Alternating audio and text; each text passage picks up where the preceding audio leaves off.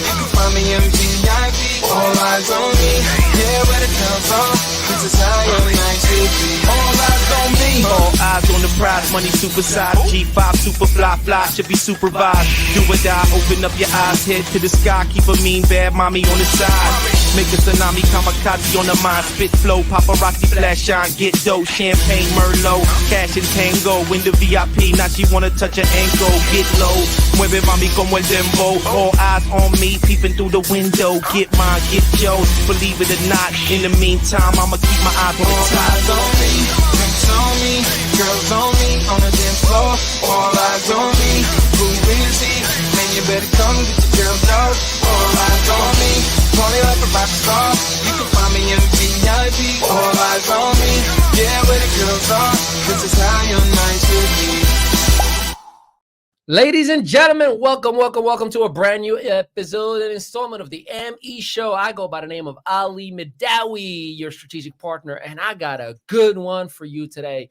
Let me just tell you, first and foremost, the gentleman that I have in the room and I go way back for about 8 going on 9 years right now. Not only that, let me even tell him something that he doesn't even know before I introduce him to you. He's the very first person to introduce me to a concept called foreign exchange. I used to be like, what the heck is FX? What the heck is FX? And I had him on an interview about 8 years ago, and he explained it to me, and it changed the way I see life and money forever. He is the head of trading for a company called Anala that is disrupting the space of trading, disrupting the space of home-based business, disrupting the space of e-commerce. And I have the privilege to have him on in here today. His core values are 100% aligned with mine. He is definitely somebody that is for the people, by the people, and knows when to speak in an intelligent, intellectual way about what is right and what is wrong, and he's not afraid of it. But today, not only we're going to be sharing his story, but we're going to get as many nuggets out of him. So many nuggets that Chick-fil-A is going to call us and say, hey, you got to stop because you guys popping and popping. So ladies and gentlemen, the one, the only, the superstar on a debut interview on the ME Show, Abu Sharaki. Did I say Qureshi. Qureshi. Go ahead, told him I was going to butcher it. I always do. So first and foremost, thank you so much for giving me the opportunity to have you in here. You took a ride up for us, and I don't take that lightly.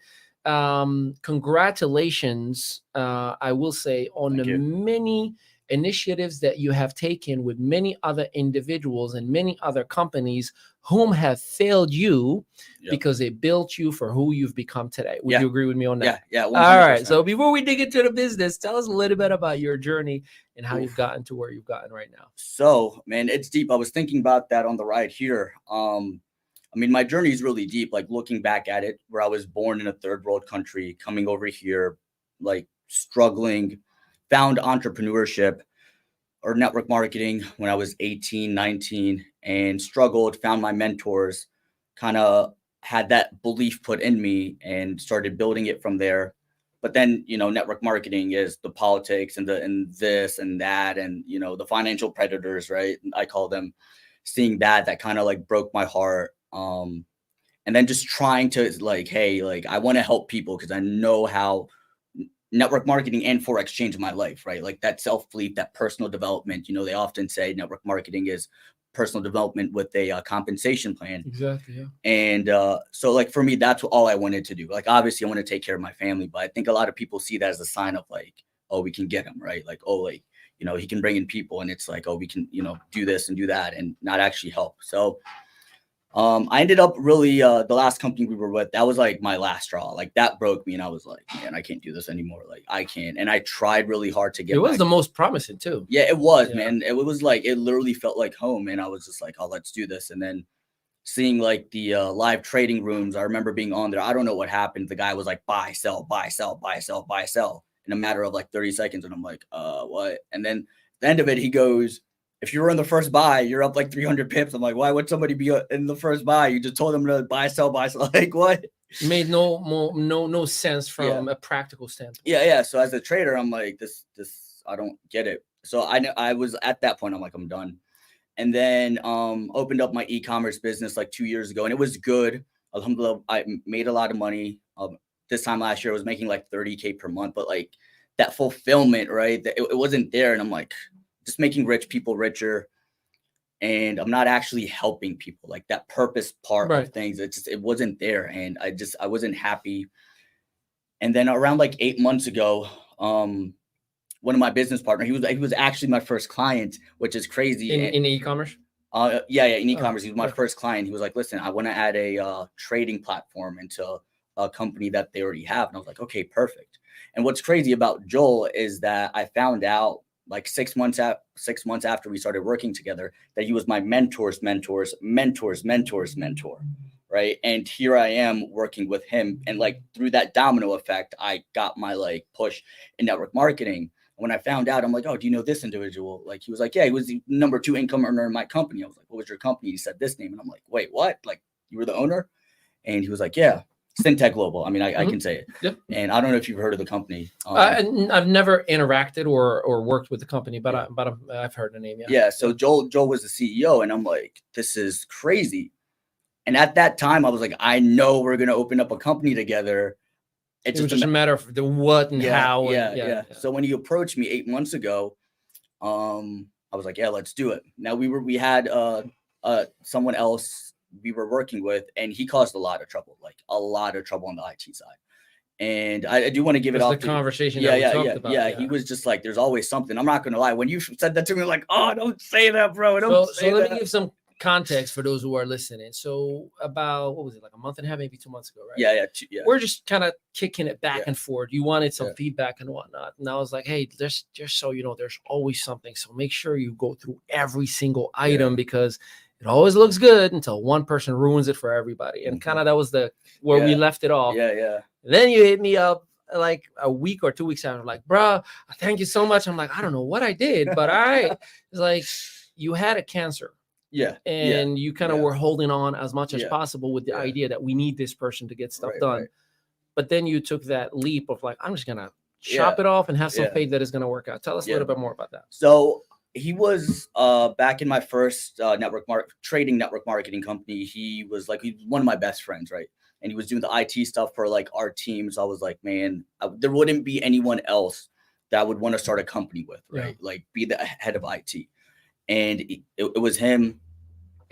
He probably took like 70K in the last year, right? Just off of like doing this and like the servers, he was charging like $4,000 a month for servers, doing all this stuff. And it's like, fine, like, like it's all good. Like we get the game. It's like, you can, keep your commissions. It's all good. But the problem was work was never getting done. And it was always for like 8 months in a row, we're 99.99% done. So now on the calls, whenever someone says 99%, I always laugh because I'm like, okay, like, it's an inside joke. But like I left all my other businesses, everything. Kind of went all in. Yeah, I was I want to go all in because this is like, I felt as if I was being pushed into this by God because I knew the impact that I could have on others. And for me, that's more important, right? So I was like, screw the money, I'll go all into this. All right, left my income, everything like that. And you're not making any money, right? So it's like, you're just waiting on him.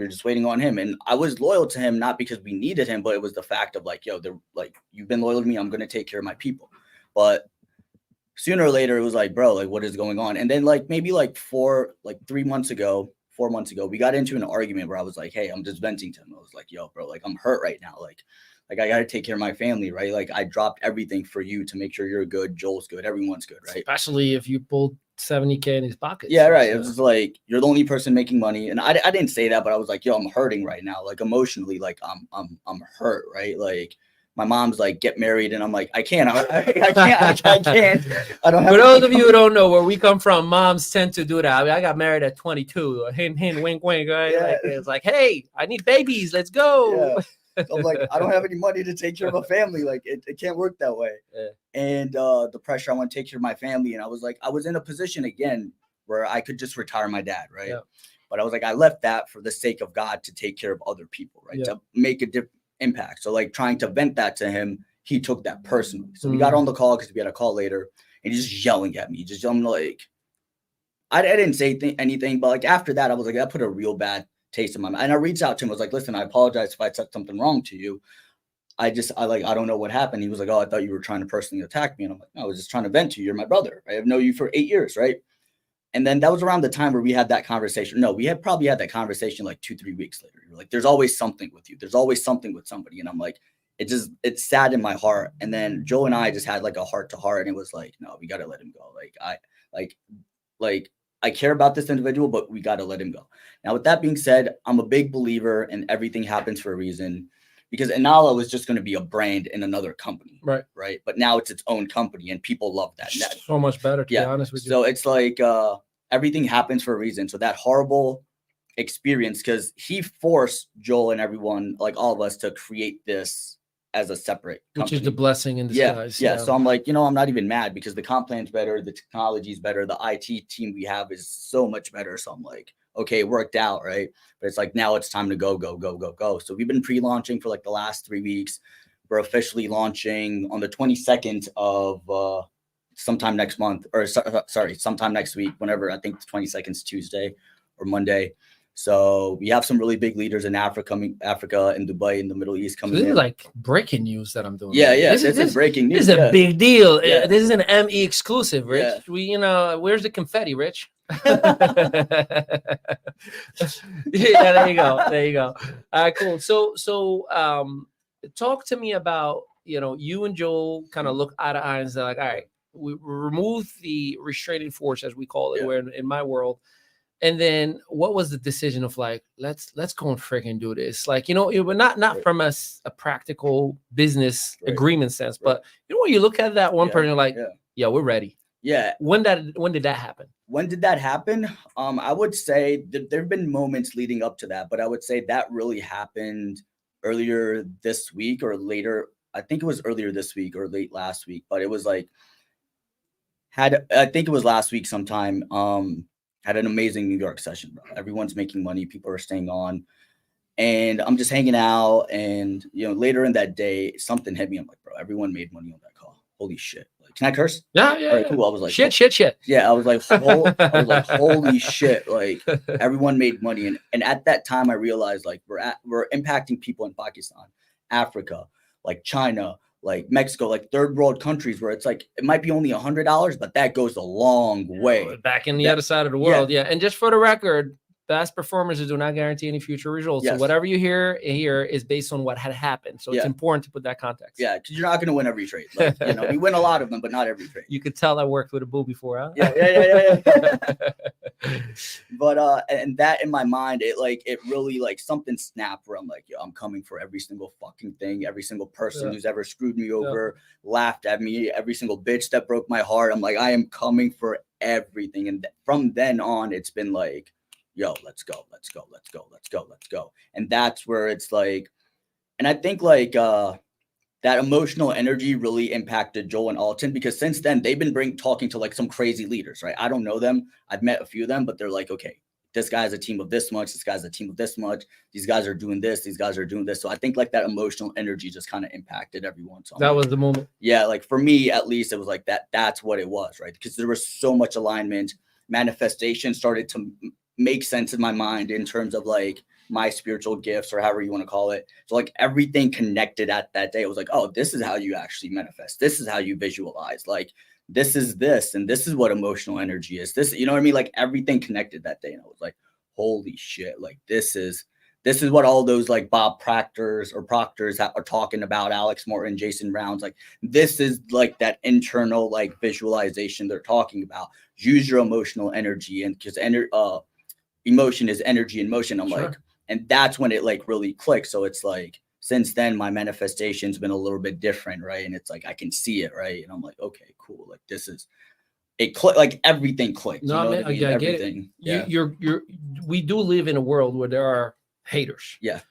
Right now, I see you. I know you're watching this on the replay and listening, but I see you. I know you're out there. You're going to have that one hater who is going to be like, well, how is this any different than anything that we've done in the past? Right. And I can answer that by saying, well, in the past, someone else was in charge. Yeah. In here, you got your hands on the steering wheel. Yep. But from your own perspective, like what gives you that confidence that I know this is going to work long term, from whether sustainability, social responsibility, and then taking care of everybody as a whole? Like, there's no way that it's going to be a perfect experience. Of course. It's brand new operation. Right. You're going to have trial and errors. You're going to have mistakes. You're going to have adjustments that you're going to have. That's part of the process. And if anybody doesn't understand that, respectfully, you just don't understand business. Yeah. So talk to us from your own perspective. What's giving you the confidence that this is going to work and we're going to take it all the way? I believe that Joel is really good at what he does. Right. Alton is really good at what he does. And I'm really good at what I do. And then we come together in our own ways to do what we need to do.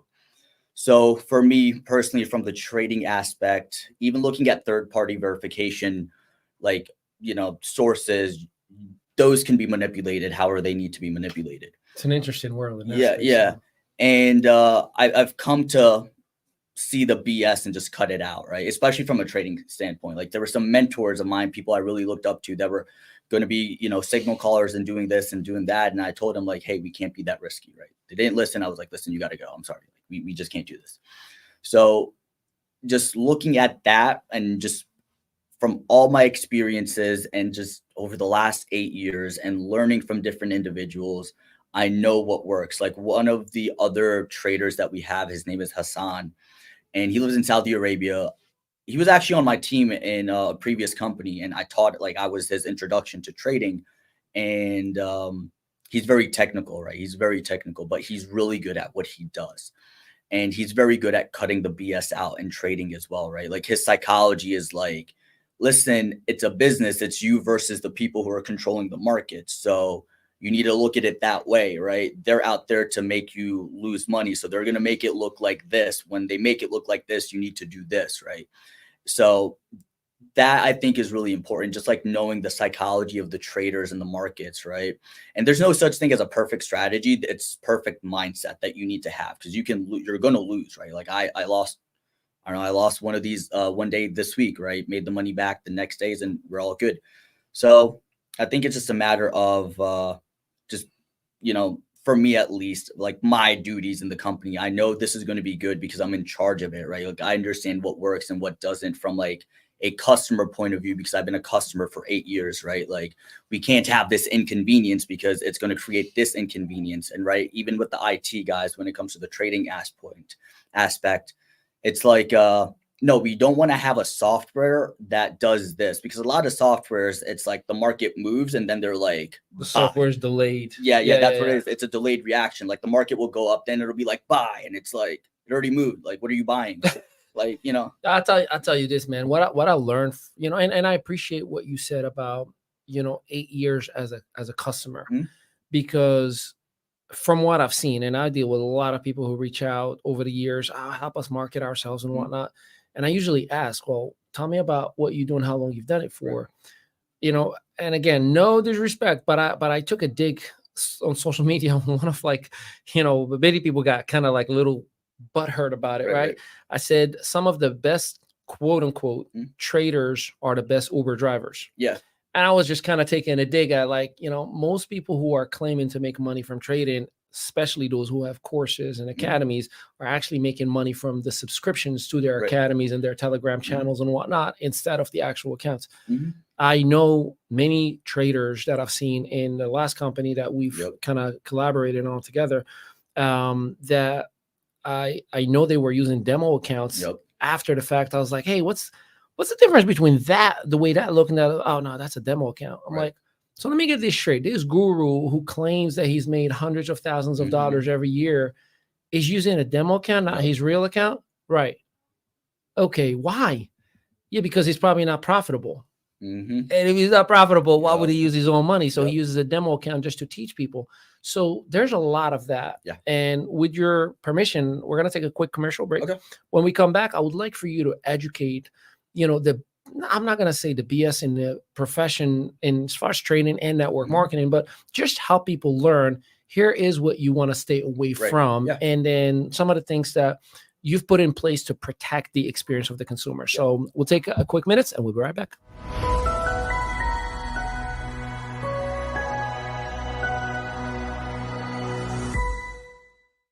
A world of knowledge is right at your fingertips. Beyond our signature Great Discovery course, we offer a treasure trove of impactful learning courses across a multitude of subjects. Elevate your success with courses crafted by global experts. Accessible in 140 plus countries with real-time translations in most languages. Enjoy an affordable monthly membership. Get unlimited course access and have exclusive discounts. Embrace opportunities. Earn as you learn with our affiliate program. Be part of our vibrant community. Learn, share, teach, or do it all. Unleash your true potential today. It's all about you. Escape no om dich. Es todo acerca de ti. 都是关于你的. È tutto su di te. Il n'est question que de toi. Welcome to the Great Discovery.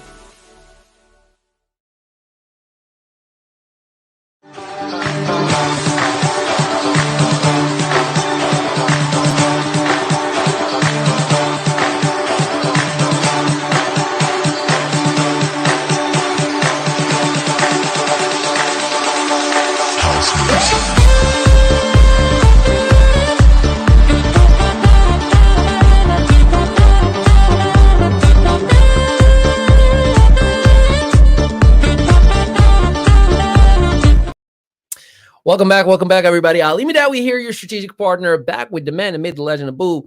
And before the break, we were kind of getting into some of the bad things in trading or network marketing. And listen, in anything, in any profession, in any industry, there's good and bad. And our role in here, and why I'm so excited to have a professional to educate and kind of put some bullet points in your book, in order for you to make the proper moves, assuming this is something that you are considering. And again, if you've missed it, we have Abu, who is the head of trading in Anala, a company that focuses on financial education and trading space, foreign exchange, and of course, gives you an income opportunity as well, should you want to take advantage of it. So let's get into some of those myths and facts and red flags. I know one thing that I learned not even 2 years ago, which is demo flexing. Yeah.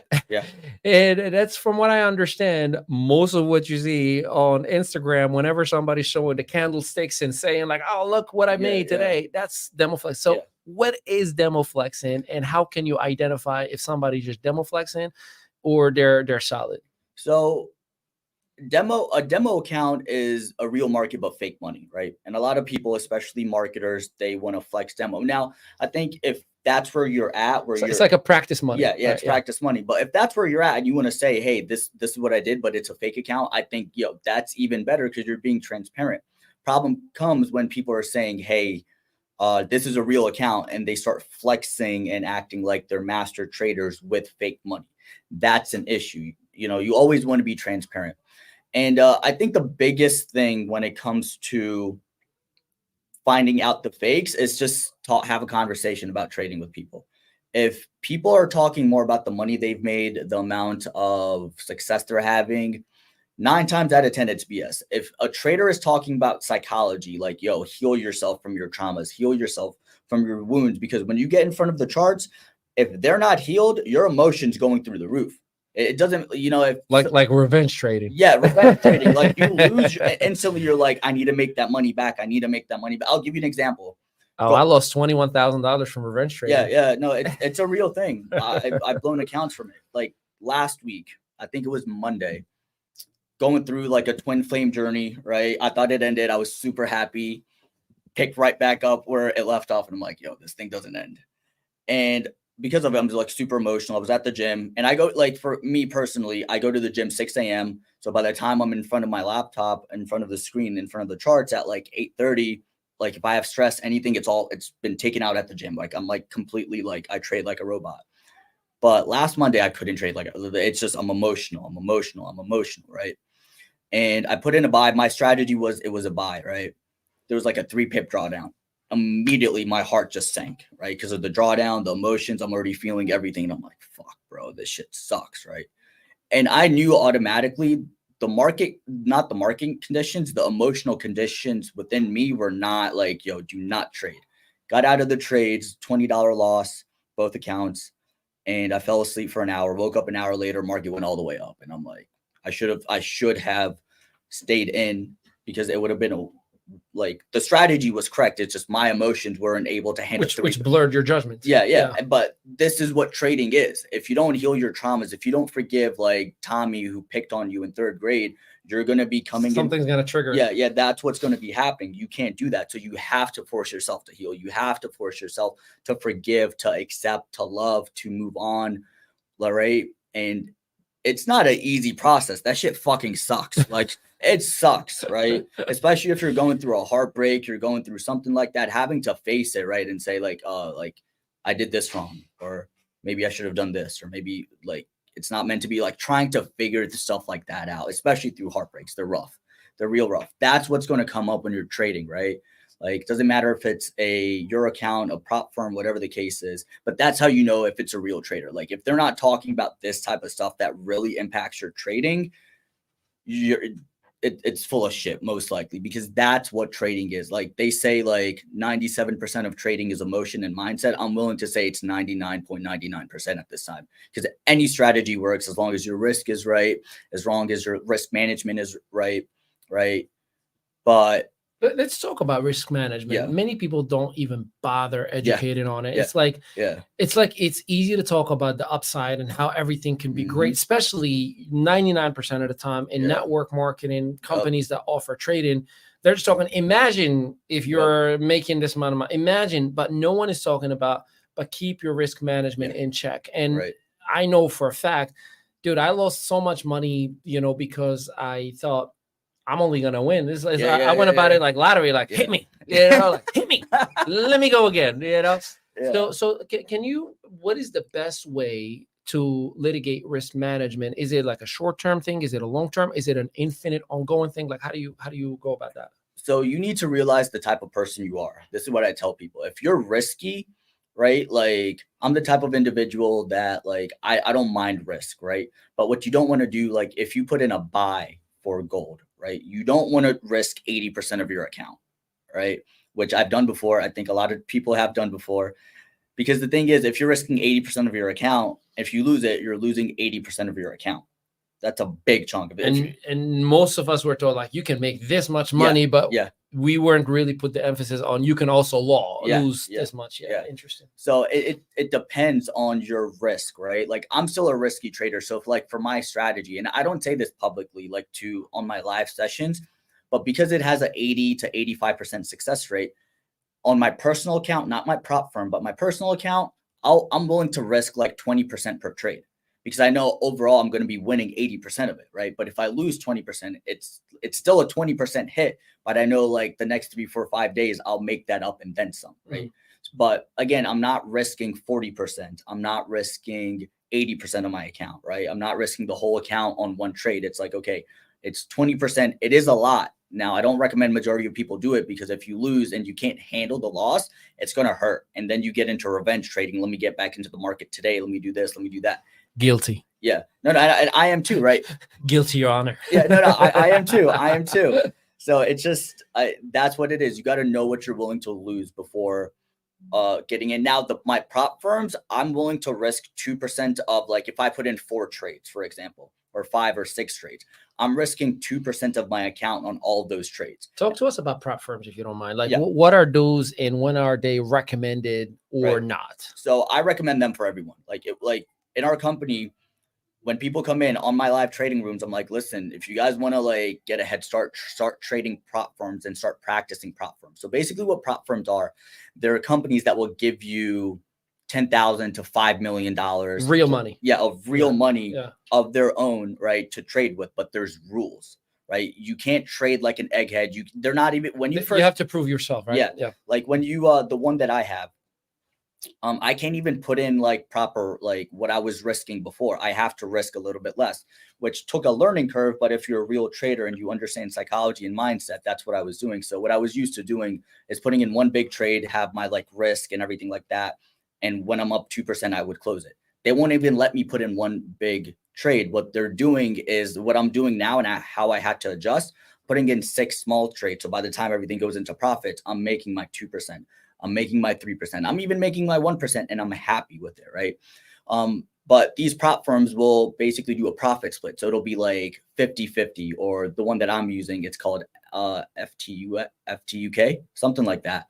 And that profit split is I'm keeping 80%, they're keeping 20%, right? Once you do 10% return on investment, it goes, the one that I have goes up to like $5 million, almost six. So it's like $22,500 to, then they'll give you 90,000. After 90,000, they'll give you 180,000. So it continues to go up, and it's a win-win situation because the prop firms are basically making money having professional traders trade for them.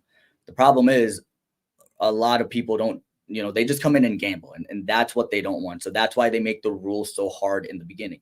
But if you have that, again, that mindset and that emotional set on check, on lockdown, you'll be able to adjust. It might take you a week or two to figure out the strategy, but once you adjust it, you adjust. So that's what prop firms are. In terms of like when you should get started with them, when you're comfortable trading demo. So if you guys are listening out there, what I tell people is trade demo, learn, and trade your demo account, put the emotions in your demo account like it's a real life account, right? So you can practice the emotions and everything like that, right? And then once you're comfortable, you're consistent enough, get a prop firm account, right? Now, if you still don't trust yourself, get a prop firm account and there's instant funding where you basically pay the prop firm and you get your money right away. That's what I did. But then there's the test where you have to pass 2 tests, make 10% ROI a month, like two months in a row or something like that.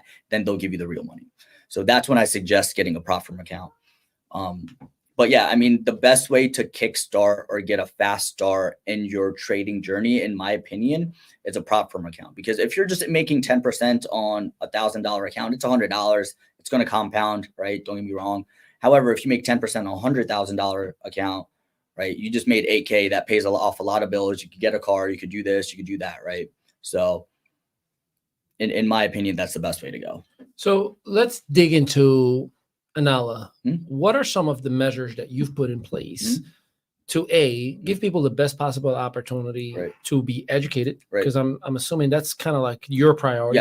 Yeah. B, to be profitable as much as possible and mitigate that risk that we talked about. But C, to be able to make proper decisions in a responsible way for the company and of course for the end user as well. So for my live trading rooms, and I literally told this to people yesterday, and I'm like, guys, we put in our cells, now we're just waiting. And that happened within like 10 minutes of the start of our trading session. And then like the rest of the 30 minutes, I'm talking about psychology, I'm talking about mindset, I'm talking about heart set, I'm talking about emotions. So that's something, and even Hassan, who does the 10 a.m. live sessions, he focuses heavily on the psychology. It's like, yeah, you can, there's signals, we can tell you when to buy, we can tell you when to sell, we can tell you all that stuff. However, if you're not prepped for it, right, like you're going to hurt. You're going to hurt yourself. You're going to lose money. So for us personally, we focus so heavily on the mindset and the heart set and the emotion set of things, because that stuff is trading. And like I can say it over and over again, that stuff, I'm sure you can talk for hours about it. I can talk hours about it, right? When it comes to the strategy, there's only, how many times can I teach you the same strategy? Right. You like, especially with the recipe is the same. Yeah, it's the same. The variable is, you said mindset, heart set, and emotion set. I need you to dig into those, because I've heard mindset before. I have no idea what heart set is. I can figure out emotion set. Please elaborate, because these are terms that are very new. So heart set for me is, say you get into a fight with your wife, right? She said some things that really dug deep, right? It's not even like emotionally you're hurt, but you're hurt. You're setting me up here. My wife is a perfect woman. No. I have to give the disclaimer, baby, you are an amazing woman. You never make me mad. Don't say that. No. Okay. I'm kidding. No. I know you love your wife. I see your posts every day, and I was like, I'll be honest. I'm like, yo, I'm in a good way jealous. I was like, I want that, right? Like, I want that when I get married. But not okay. Let's not use the missus as an example. Don't use Ali and the missus. Yeah. So let's say, say you and your best friend, you guys, right? You guys get into a fight. Like that's your homie. That's your brother from another mother, right? There's something that happened and you dug deep. Yeah, it dug deep. It wasn't even just emotion, but it like opened your heart, and it was like a wound. Like, damn, bro. Like that's a heart set. Yeah, I got you. Yeah. Okay. And it's like, it's one of those things where it's like, you guys are still buddies. You guys are still homies. You guys have done everything for each other to make sure you guys are successful. But there's still a matter of I gotta forgive him. Yeah. You know what I mean? It's like he stung me with a needle, not a Yeah, knife. So yeah. he didn't really rip me, but it's still there. I can feel it and think about it. Yeah, like your spirit, your soul is hurt, right? Like deep down, your soul is hurt. And I it's forgive like, you, Rich. yeah, and that's the thing, right? Like, and sometimes that's hard to do, especially when you're in front of the charts, because your ego is going to be like, how dare he say that? Yeah. Right? Like how dare he? You know, like who does he think he is? Right now, that thought comes up. Now your heart's creating emotions. And now you're just like go mode while trading when you're supposed to trade like a robot. Right now, instantly market goes down a little. You start putting in more buys when there's no need to put in more buys. You're risking more. I get it. Now it just messes you up, right? And if it's a losing trade, especially, now you're even more pissed. And then the emotion set is are you in a revenge trader? Are you in a calm collected? Or are you like in messed up blur? Okay, I got you. Because if you lose that trade, are you going to get into more buys then? Then it's like, which is what 99% of the uneducated were like, I got to make my money back before 10 o'clock. Yeah. And the thing is, if I lose a trade today and I start approaching the market tomorrow, what does yesterday's trades have anything to do with today? Yeah. Right. That's done. That's gone. I lost. Cool. All good. I need to focus on today's trades. I can't approach the market with like, okay, I got to make that money back. I need to approach the market with, I need to make 2% ROI today. I need to make 1% ROI today. I need to make my goals for today, right? It's not about yesterday. Yesterday's done and gone. Fuck yesterday, right? Yeah. Learn from it and move on. But again, this is trading, right? Like this is the stuff that we make sure we talk about. And same thing with psychology. Hassan is so big on psychology as well. So these are the measurements that we take, especially on our live trading sessions when it comes to trading, right? Like we talk more about this stuff that matters than the skill set, because the skill set's easy. We go over the skill set every day. The videos are there for the skill sets, right? There's only so much we can talk and show you guys, like, and we can continue showing you guys the skill set, but the heart set, the emotion set, the spirit, the soul, to enlighten yourself. That is what trading really is. If you can focus on that, you will be a long-term trader. And it's hard for a lot of people, right? It was even hard for me to just sit there and be like, man, I got to forgive this person. Like this person really like fucked me up for 2 years, or this person, network marketing wise, like knew I had to retire my dad. Let me challenge you on that. Yeah. Note. So were you able, because there were some people that me and you mutually know that really did you dirty. Yeah. Were you able, whether directly or indirectly, but at least in your heart, as in the heart set, to say, I forgive that person genuinely, or is it a work in progress for you? I think, like, I've made the intention, like, yo, I forgive you, right? However, some days are better than others, because it cuts deep, because a lot of these people who did all this, like, you look up to them, you know what I mean? You look up to them, they're like, bro, you were my brother. Like, I would have like taken a bullet for you to do that to me, right? And like, I'm like, you know me, I'm super chill, right? And it's like, if you wanted to come over and take a look at your company, like you launch a company, I'm like, bro, like, I don't care if I'm an owner, like, you're Ali, like, yeah, fuck yeah, I'm going to take a look, right? But it's like, hey, it's not a work in progress, but this is where we're at. It's like, all right, cool. Like, let me still make my money and do my thing. But as soon as it's ready to go, I'm all in, right? But just to like have experiences like that, it's like, it stings sometimes, right? It takes a toll on you, because it's like, damn.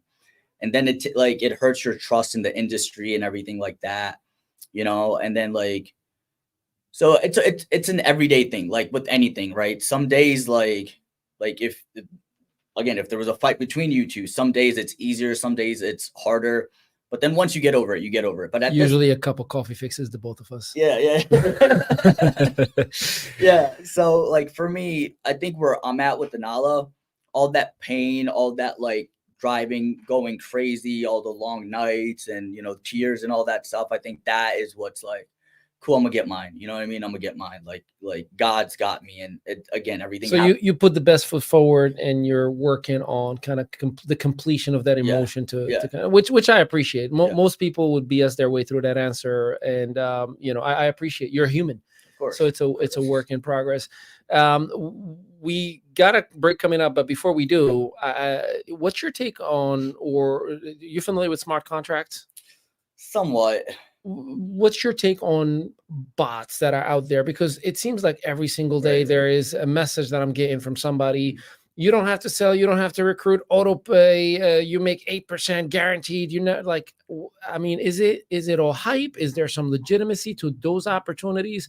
I understand in the United States you cannot have bots. Like, can you please for once and for all, help us make the record straight. Hey, if you get that text, evaluate it or stay away from it. There's a 0% chance you're winning a trade every single day.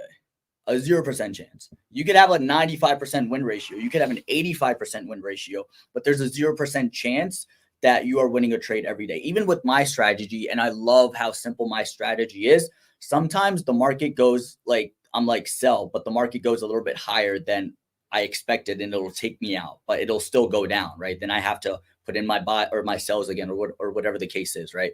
So that happens, but like from everything that I've seen, none of these companies have lasted more than like 3 years. And the ones that have lasted longer than 3 years, all the owners, they're in jail, right? Or they're running away from the law. That's so true. Yeah. I've listened, I've been in depositions that I've been called for like to testify for against companies. Really? Yeah. I didn't know that. Because it's not supposed to be known. Yeah, no, it's true. And well, listen, remember, I sat in boards and I was part of management teams where an offer of a company was traded and so on and so forth, or individuals, you know, that I've consulted for. And it was like, hey, we need to just to, you know, what was the nature of your relationship? Here's what we're investigating. What can you tell us? And we just need a statement from you. And I had given a couple of statements. Wow. Yeah, dude, listen, for those of you who think you can do some shady stuff, and I'm telling you, for those of you who know that you're doing shady stuff, but you're getting away with it because you're a great marketer, your days are counted. Mark it and count on it right here. You saw in my face because I forewarned you, and I told you in your face, in your Zoom, in your phone call, hey, you really need to work on this because this is a red flag. And you said, no, we're okay. We're registered out of this country and not this country. Or you said, no, we're under the CFTC law. We're covered. Oh, no, we don't have to register in any other country. I warned you. And if I ever left the company, Abu, there's a reason that I left the company. I'm not an idiot that I'm just going to leave a company that's about to do $100 million a year. Right. I left because I warned, hey, fast money is dangerous money. I'm all about slow, steady, long-term money. I am too pretty for jail.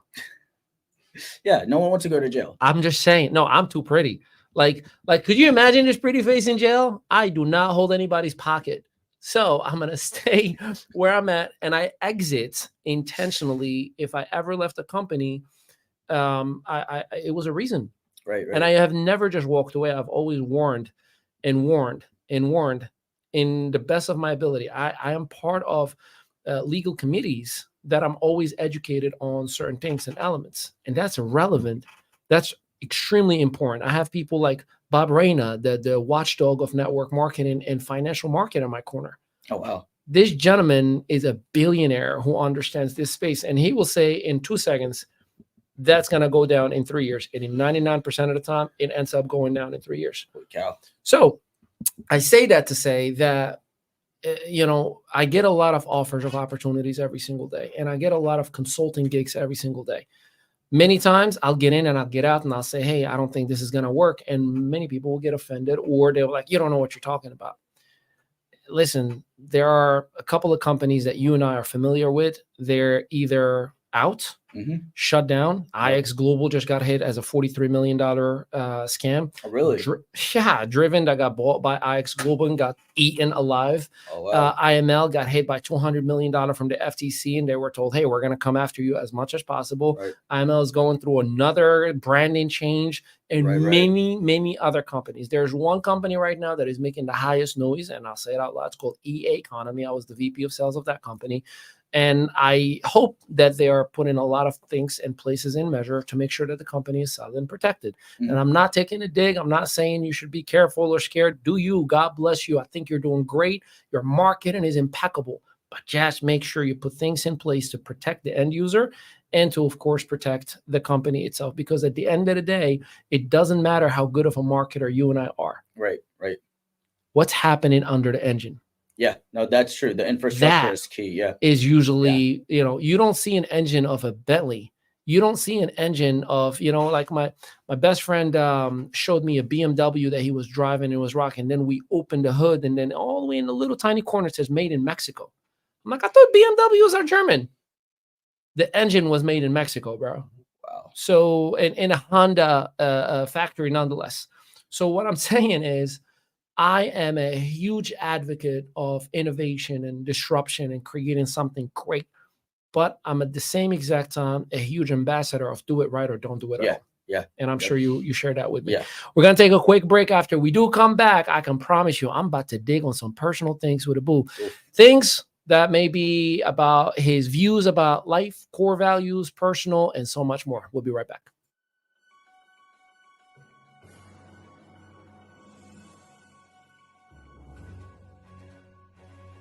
Introducing our exclusive PR services for businesses, a chance to supercharge your visibility and credibility in the market. In a crowded marketplace, it is essential for businesses to stand out from the competition. Ali Madawi here, and Madawi Enterprise. We understand the power of effective PR and the ability to elevate your brand visibility and credibility.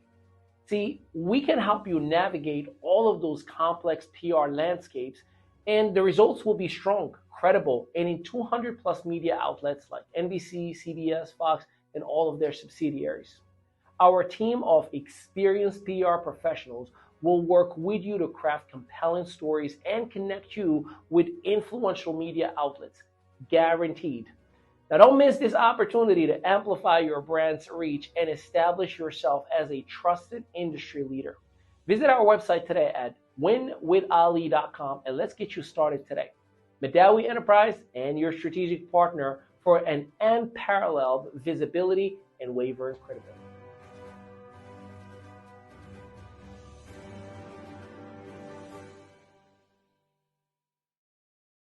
Welcome back. Ali Madawi here at ME Show and your strategic partner. We are with the man, the myth, the legend, Abu on a very, very heavy duty interview. And man, we've covered so far all things about trading, all things about the psychology of trading, all things that Anal has put in place to protect. And he himself, as he plays the role of head of trading, I'm really, really excited, and congratulations again on putting something great that is for the masses. And I genuinely believe in this man specifically. They're in pre-launch phase, about to launch, but he, the man, is the kind of person, he will tell you what he says and he will says what he's thinking, and you don't shy away from speaking out on your core values on social media. You don't hold back. And that's something that is, I believe, relevant, whether the world agrees with you or not. Right. So let's talk about a few different things. Tell me a little bit about your upcoming. Were you born here or you were born in Pakistan? So I was born in Pakistan. I came here when I was 4 with my mom and my 2 sisters. My dad was, I think, in the US like 15 years before that. And shout out to my dad. Like, I got my work ethic and my heart ethic, I would say, from him. Like, he was a taxi driver while I was growing up. So like, there would be days I wouldn't see him because he would come home at 3 a.m. and then be out the house by like 12 p.m. So, yeah, I mean, I got my work after seeing that and him not like just giving up in life. I'm like, I got to work like that. Like, I got to work like that. If he doesn't give up, like, how can I? Like, who am I to give up, right? So walk me through, because you and I, so we are alike, but I have a similar yet a little bit of a different path. I grew up in a very mixed family where, parents, one is Catholic and one is Muslim. I grew up in different parts of the world. In my family, we have Muslims, we have Orthodox Greeks, we have Catholics, we have one atheist. So I have like this mix of mental growth where I'm like, I love you, but I don't understand you, and I'm going to try to coexist with you. Right. You've had a pretty foundational Muslim upcoming in terms of you understood what God is to you, as far as not really. So tell me a little bit more about that. My parents are like very spiritual, and I didn't understand anything. I wasn't even interested in spirituality until like 4 years ago, right? I think so, and I'm telling you that some context while I'm getting into this. You are Hajj, right? You've gone to the pilgrimage. I haven't done Hajj. I've done Umrah. Which you've done Umrah, right? Which is the mini Hajj. So, and that's a recent journey. That all of this, right? Yeah. So, growing up in the United States in a Western, I'm just gonna call it for what it is. Definitely not a spiritually healthy environment as a whole, especially where we are in 2024. as a kid, you don't know what is normal and what Right, is not right, unless it's right. established in a Right. foundational piece at Mhm. home. I didn't have that. Okay. So talk to us about your upcoming from a spiritual side of things and how it made you who you are today, Right. from faith to a person. Right. So I wasn't really religious growing up. Didn't have any concept of spirituality. Um, After high school, started smoking weed, and that was like when when my parents found out, they're like, "Yo, my God, what's going on with our son? Like he's talking back and everything." Kind of like, especially when I started making money in network marketing, I'm traveling, I'm flying girls out, tattoos, right? Like I'm living like a rap video type lifestyle because that's what I thought life was, Right. right? Because the programming and everything like You're that. part of the environment. Yeah, Yeah. yeah. So I was like, for me, I was like, oh, this is awesome, right? But it just wasn't like I was just really wasn't necessarily fulfilled. And then I had a near death moment, I think like 2016, and that's when I was like, whatever I saw or experienced during that like thing, I was like, okay, there's spirituality. Like I thought I understood spirituality, but I'm like, clearly I don't know shit. And I was like, okay, if there's evil out there, there has to be good. Good, Like right. there's no way you could have this and that. And Right. that's when like I was like, okay, started to make the journey to trying to become sober. And so I became sober for like 2 months, and that was just from like the PTSD of all the drugs, right? And like those experiences that I had. And then we had another event, a company event in like Vegas, and I started smoking again, but it just wasn't fun, right? It just wasn't fun. Like my heart hurt. I was paranoid. And you know what they say? I was just blowing everyone else's vibe, right? And I was just like, oh, this is, and then they had to deal with me and I had to deal with them. And, it was just like a crazy, like weird thing. And then I was still smoking, but I was smoking by myself because I'm like, I can't handle smoking with other people. Like it's just not fun for me. It's not fun for them. It's just, it sucks, right? But I was addicted to like the numb feeling and like trying to escape reality and like trying to escape my demons, quote unquote. And then Ramadan came, right? And mind you, I never prayed 5 times a day. Didn't even know how to pray then. And I was fasting, but I wasn't praying. And then one day I was like, you know what? What's the worst that can happen? That I pray 5 times a day. What's the worst that's going to happen, right? And I didn't even know how to pray. I started praying. And since that day, I haven't stopped praying 5 times a day. Like I know how to pray correctly now. And I became a lot more religious from like the physical sense, but now it's becoming an aspect of like cleaning the heart, cleansing the heart, like the heart set and things like that. And that journey in itself hasn't been easy, especially over the last 2 years, once you actually understand all of this stuff. And then another realization I had over the last 2 weeks is the more conscious and aware you become, the more sensitive to energy you become, right? So it's like if someone's thinking about me, I'll feel it right away, right? And if someone's hurting, thinking about me, I'll feel it right away. And like I was telling you, going through that twin flame journey, I'm like, I feel it all day, and I'm like, yo, this shit doesn't stop, right?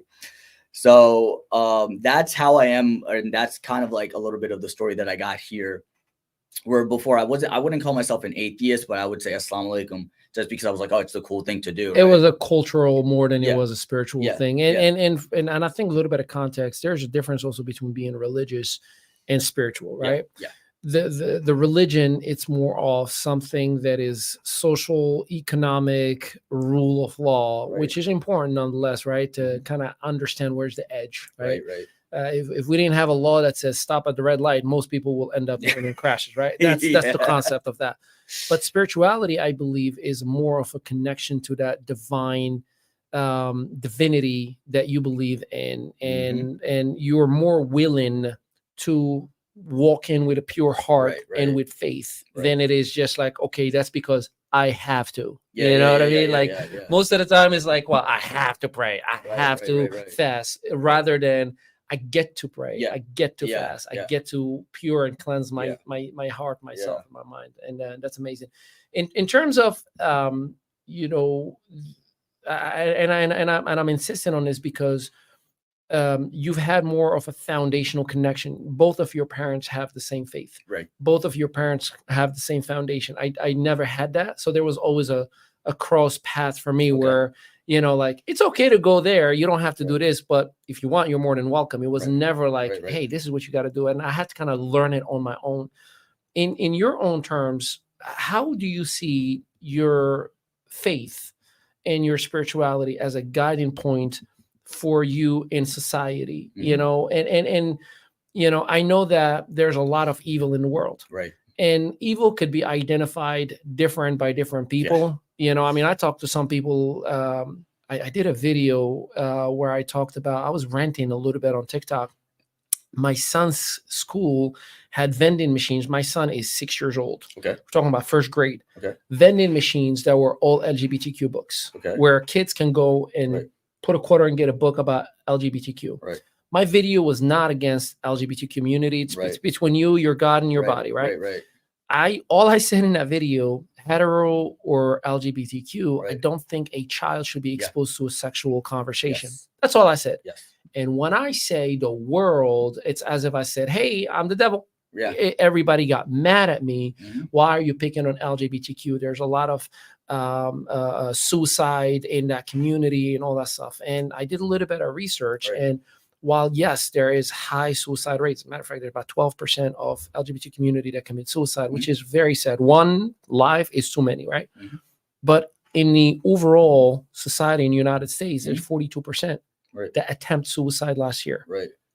That's almost half of the country that at some point in capacity attempted suicide. That's a Now, why aren't we talking about that right now? I'm not trying to compare. Why aren't we talking? Right, All right. I'm saying is, I believe, based on my upcoming, a child should not be exposed to none of the above, and that's something that I've come to build the courage to talk Mhm. about after I've become a parent. right. Before, I'm like, well, maybe I should be careful. I Right, have a right, right. business. I have a brand. Right. Right. How do you go about operating with the faith side of you Right.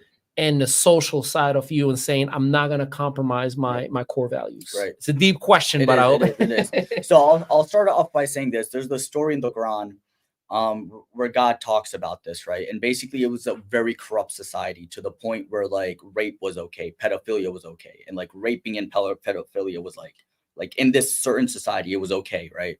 So God sent a prophet to tell people like, don't do this, right? And the people in that society, they basically they wanted to rape like the prophets, right? And the prophet was basically saying, take my daughters, marry them, right? Go ahead. And they were like, no, like we want you. And then God sent angels in the form of men, right, to like help him and like guide him. And basically, the people of that society wanted to then rape the angels, right? So long story short, God basically told the prophet, get out of here. I'm going to destroy this entire town, right? Or this entire place. And and it was done by angel Jibreel or Gabriel, right? Like God's like main angel in from the Islamic point of view. And the angel went down and saw, and he said, God, there's one very religious man here. He's very religious and he's very spiritual. All he does day and night is worship you, right? And God says, start the punishment with him, because how can you worship me and not stand up against evil, right? So from me personally understanding that, like you said, whatever you believe in, that's up to you. That's between you. That's your prerogative. Yeah, that's a relationship between you and God. However, leave the kids out of it. Like a 5-year-old doesn't need to know he can, get surgery and take puberty blockers. What do they call it, man? Mutilation. Whatever. Mutilation. Yeah. That's what. Or again, for the record, for those of you who are gonna be clickbaiting this thing, Yeah. heterosexual or else, we don't believe in any religion, form, or faith that a child should be talked to about anything sexual or changing any body part. That's just, I think there should be common sense. Yeah, no, it is. No, it just should be. And I think it's also like not even just like about the LGBTQ, right? Not even like that, but like even normal sex, right? Like a child, you don't need to talk to like a child about sex in general. Like my nephew, all he cares about is like harassing his cat, right? Like fighting with his cat, because my nephew just. Dude, we used to grow up, and if there was a kiss in a movie, we will turn our faces and we'll like, did my father just see me? Yeah. That's what it is, right? Like now, is like go to TikTok for 3 seconds, and you're like, not interested. Why are these kids dancing and dressed up and putting makeup? It's not to get too deep into the rabbit hole, but I feel like I'm going there. It's I really do believe like whether you look at the Bible, the Torah, you look at the Quran, it's like every single time a society becomes so obsessed with sex and like gender, it's like just understand we're 99% of the way there from a reset. Like I agree. And even let me even take it deeper. Napoleon Hill, let's take out religion out of it for a second. For those of you who are like, well, law of attraction, energy. Napoleon Hill talked about it in Think and Grow Rich. Sex energy is the most powerful energy from a physiological bodily energy. Yep. And that's why he said, make sure that you hold back on that. Make sure that you're not going bonkers Yep. on that. Like, just slow your roll. And some who have managed that in the most educated and elevated and grown way possible, Napoleon Hill and many others, they've done really, really well. So just understand, we are not advocating in here for any agenda, or I believe that you are to speak for whatever your core values are. Mhm. The only thing that I'm bringing this as an example to, as a head of a division of a company now, Yeah. how are you? Because I can speak, and please say it for yourself.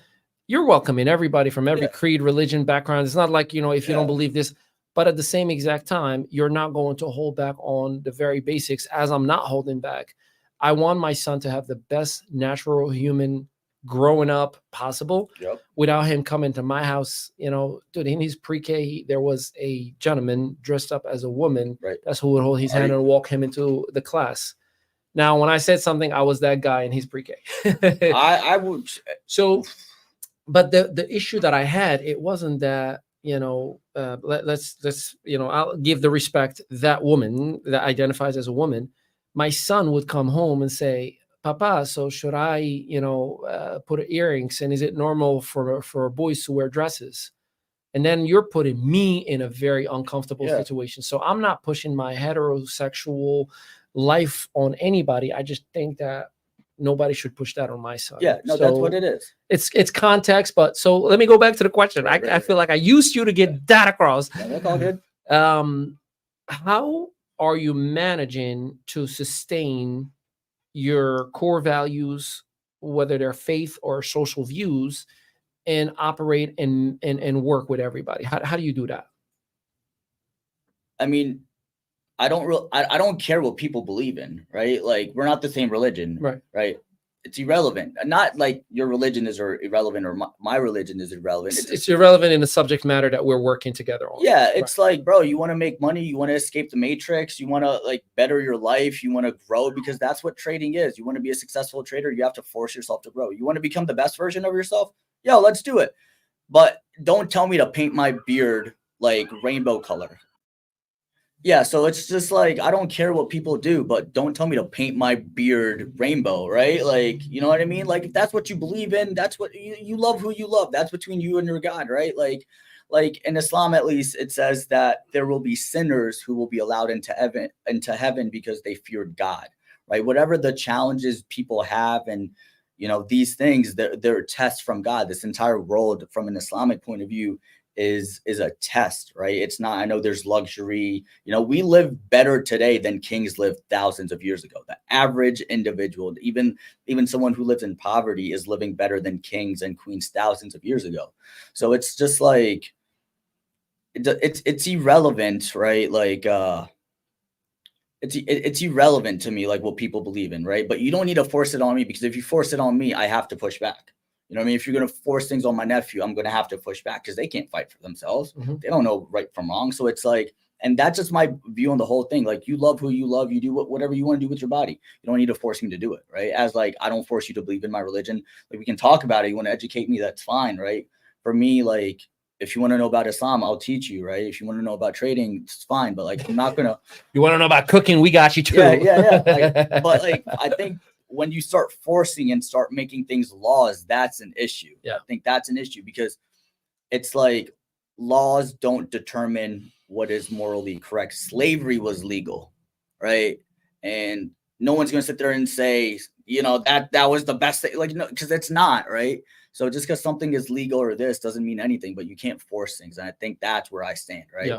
Like, personally speaking, I want to move out of the US. Like, this is like, being like a really weird place. It's like, it's really weird, right? Like, the whole like freedom mindset, it's like, it's going down the hill little by little. So for me, it's like, makes me uncomfortable. I'm not gonna lie. Yeah. I've had this conversation with my mom and my sisters, and even my brother-in-law. My one brother-in-law is like, yeah, I want to get out of here as well, because it's like it's only going to get worse, right? Like the laws are going to get stricter. I think oof, man, this is a deep topic. I know there's people in California that are pushing for pedophilia, right? They're saying love is love, like love has no age. No, there are states that already passed laws where it's no longer if somebody is unregistered, Right. it's not registered as a pedophile, Right. but it's an alternative choice. That's what it's called. Yeah, yeah. So Like, no, bro, like Yeah, stop calling it an yeah, alternative yeah. choice. You're trying to make him look good. Like, Yeah. no, I'm not that's gonna what it say a is. murderer as an exterminator of life. Yeah. Like, no, bro, you're Yeah. a murderer. Yeah. No, that's what I mean. It's this place is becoming really weird. Really So weird. where do we go from here? I mean, where is the positive, hopeful Abu who's like, I have faith that we're gonna turn this thing around, or is that It's gone? It's gone. Where we're at today, the reset needs to happen, and it's going to happen. So how?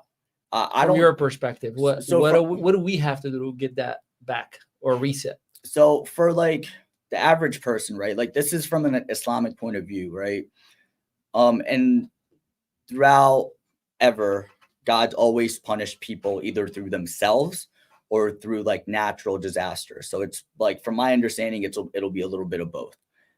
The answers, I don't have it because it's not our business. It's a complex answer Yeah, too. I mean, you're yeah. not gonna figure it out in 3 seconds in an interview. Yeah. And so I don't know, but from my understanding from reading the Quran and looking and understanding hadiths, it's going to happen sooner or later, whether it's like nuclear war with like, natural disasters and this and that and the third. So All right, let me give you a Yeah. follow-up. Then get out of the US and go Yeah. where? Where's your choice? personally speaking, I'd love to say Saudi Arabia. I'd love to, but like the Saudi Arabia isn't the best country in the world right now either. Like In what sense? just like all the war that's going on over there, it's just like they're taking care of their own countries, but like they're not taking care of their own people. And for me, it's like, it's, in my opinion, it's like the government at least. Are you talking from like a humanitarian right? Yeah. Okay. Like, like there's like countries right next to them that are basically dying of no food and poverty. While you have the biggest resources Yeah, that yeah. accounts in the Yeah, world. and not even that, you're bombing that country at the same time. Yeah. It's like, no, your leadership is trash. Like Yeah. what you are, you're walking trash. So like for me, it's like no matter where you there's this hadith that my spiritual guide told me. And he said that the Prophet, peace be upon him, he said something along the lines of like, there's going to be 100-year period, right? And we're at the end of that 100-year period where the entire leadership of the world is going to be ran by tyrants from top to bottom. And we're nearing the end. And Prophet, peace be upon him, said something along the lines of like, soon after that, the world is going to like start getting back to normal. And then the Antichrist is going to come. Right. And in Islam, he's called Dajjal. Mhm. So that's where we're at. We're at the end of the 100-year period, right? Like very end. It might be like a 103-year period, So- 105-year period. So educate and enlighten. Then what would happen after that? Back to normalcy in terms of quality of moral values, or it's the apocalypse and the world explodes? The apocalypse in the world explodes might happen like 100 years after the Antichrist gets killed or goes. That's at least what Yeah. the scholars are saying. Yeah. Okay. So around that, but like it'll be basically once the Antichrist is going to come, there might be like 1,000 to 10,000 people left in this entire world. So what should I tell my son? What should you tell mom that's saying get married and have kids? Are you planning on getting married and have kids? I don't know about kids, right? I'd love to. 'Cause that's the $1 million question Yeah. everybody's gonna ask. Yeah, I'm like, yeah, all right, yeah. dude, like I want to Yeah. believe and see. Yeah. So as a parent, Right. that terrifies the crap Yeah. out of me. So from my understanding, like if I'm in your shoes, right, and not to push religion or anything like that, it's either you guide him to God or the world or society is going to guide him to whatever the fuck that the other shit is, right? Whether you believe in the devil or not. Yeah. It's either you guide him and make him like hold on tightly, like understand like this is all that you got. When I'm gone, you need to understand the only one there for you is God. Like it's it's not me. Like I know you love me and you look up to me, but I wouldn't even be here if it wasn't for God. Right? Like I'm nothing without him, right? So like, and this is what I tell my nephews. It's like, yo, listen, like I don't get deep into like, I can have this conversation with my nieces, my oldest niece, but not my nephews. They're 5 and 6. They don't understand like death and things like that. But it's like, yo, you need to hold on to God. You need to start praying. You need to start worshiping, because you need to understand when you go out there in the world, the enemies of God, right, are against you, right? They're against you. Perfect example, Tim Tebow had such a big influence in the NFL, right? He had such a big influence, but they wouldn't let him talk about God. They wouldn't let him talk about Jesus. So it's not necessarily, it doesn't come down to a religion. It comes down to God and source and light. And no. I get it. Yeah. Even in the music industry, what's his name? Kanye West. Yeah. He exposed a lot of that. Yeah. He's like, when he released Jesus Walks, Yeah. the college dropout, Yeah. no one, like even Rockefeller Foundation, they did not want to put money behind it. Of course. And he put his own money on it. Yep. And then it became this big phenomenon of an album. Then he created his own label that is sub off Rockefeller and so on and so forth. Eminem said that his contract stated on it, never talk about God, Jesus, faith, spirituality, anything else. So you're automatically pushed into, if you fall deeper into this avatar, we'll fund you. I mean, look at the Nicki Minaj of the world and the like all the songs. I mean, there are songs that, you know, ooh, I'm the devil, like I'm standing in the car, Doja Cat, right? But Painting the Town Red, that's the name of the song. And I'm like, what are we listening to? Yeah, no, that's what it is. But it's not even hidden anymore. Yeah, no, it's not. But it's all the drugs in the food. It's the drugs in the water. It's people's brains are mush. So there is real evil. It's not like me and you being, conspiracy theories.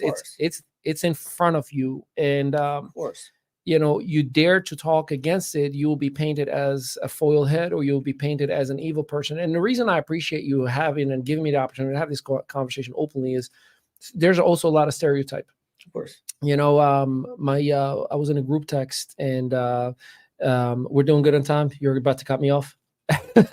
Rich is like, you're doing another episode.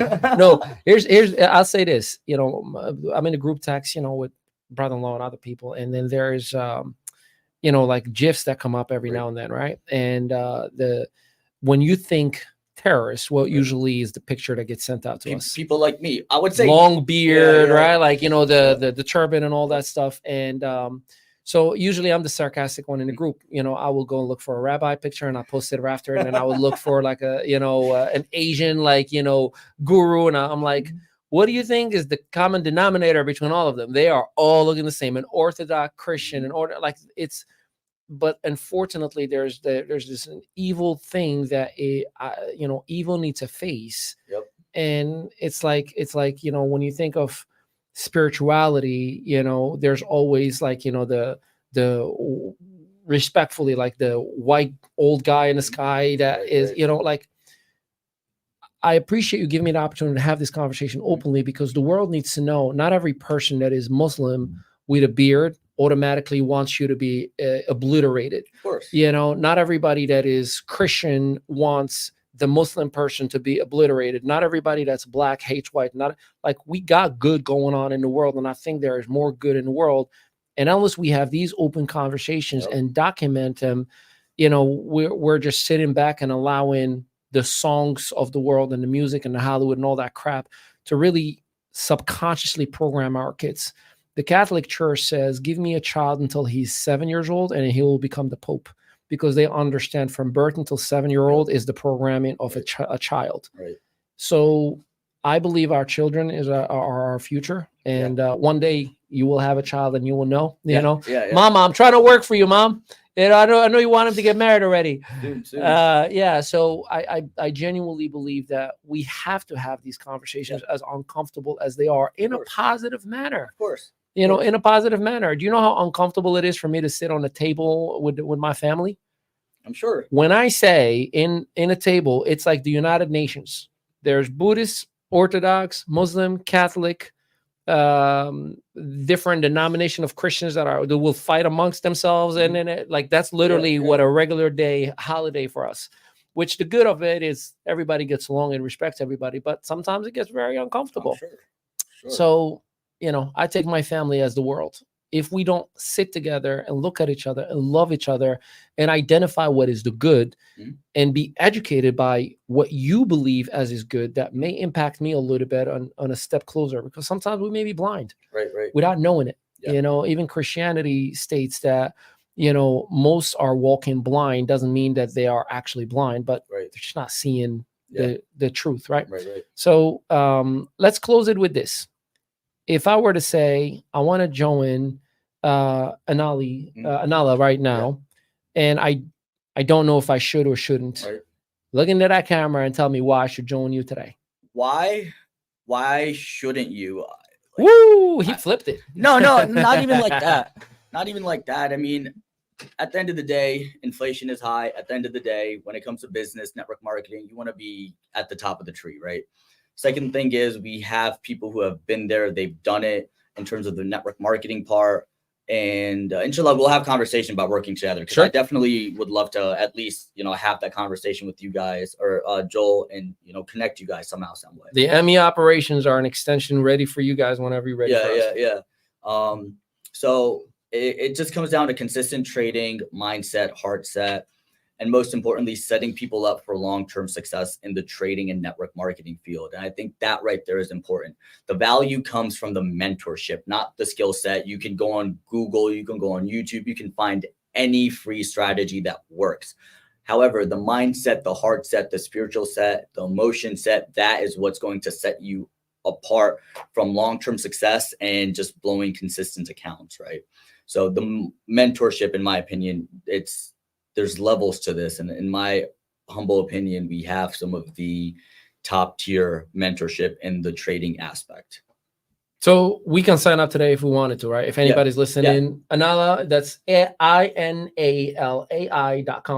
or .io, right? Yeah. So right now, up until the 22nd, it is $50 and $50 a month. And when we raise the prices, you won't have to pay a penny more. It's going to stay at $50 and $50. So your grandfather and anybody who's coming in early stage, okay? And then for anyone watching, you guys want to get a hold of me, my Instagram is Abu Q Official, ABUQOFFICIAL.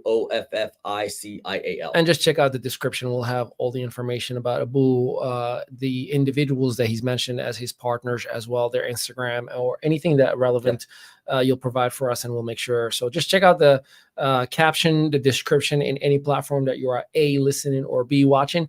And make sure you drop a comment or whatever is relevant for you. Any question that you have, drop it, or just go directly to his Instagram and ask directly. I don't just have anybody on the show. I have people that I believe in as human beings, that I believe in their core values. And this gentleman, I didn't meet yesterday. I've known him for 8+ years. And, it's been a journey to finally have him in here in the studio and do what we've done today. So with that, make sure you hit that subscribe button. Hey, hit that share. If there is anything that you need as an entrepreneur, I personally focus on scale ups. I don't do startups anymore. But I will tell you this, we can definitely connect you with one of our trainers, speakers, or any area of business development that you need, whether it's sales training, whether you need a PR campaign, whether you need to use our studios as well, where we are in One Main Street in Eatontown, New Jersey. Make sure you hit us up, winwithali.com. Hit up your boy with any questions that you may have, and I'm here to serve. Until next time, Abu, tell them peace out, everybody. Peace out. Peace.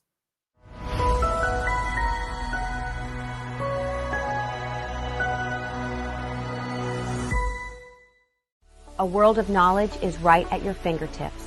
Beyond our signature Great Discovery course, we offer a treasure trove of impactful learning courses across a multitude of subjects.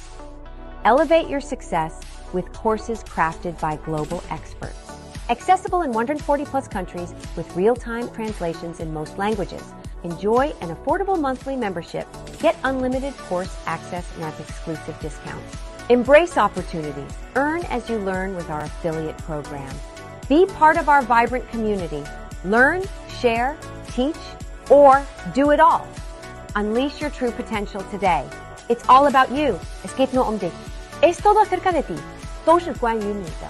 È tutto su di te. Il n'est question que de toi. Welcome to the Great Discovery.